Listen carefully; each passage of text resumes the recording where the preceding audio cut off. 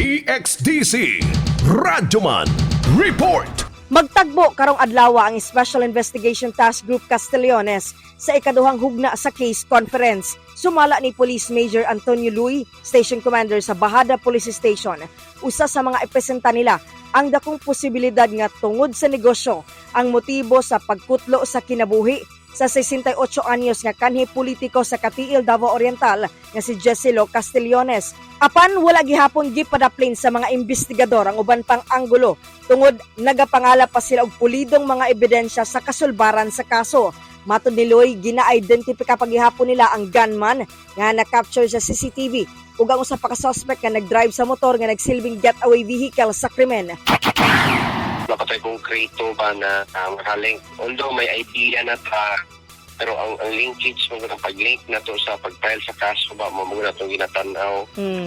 Ang idea is na so paano ni mo siya i-push na kanang imo ang idea ma-audit na siya, paano ni mo na i-probe kang korte.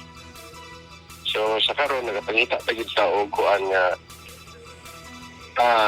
ma-perfect na to nga mga mao na gini siya siyang senaryo ang giagian ana-ana niya ang pamilya ma-convince na to. So that's the time yun makaingon jud nga mao gini suspect. Aduna gihapoy mga investigators nga nakatutok ug gapangalap og mga impormasyon sa Katiil nga alang kang Luy nagsumikad ang tanad sa wala pa mahitabo ang pagpatay sa biktima.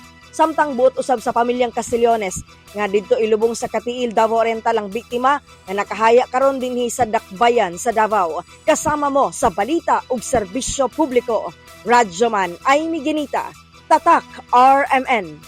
RMN News, Diretso Balitang Metro Davao.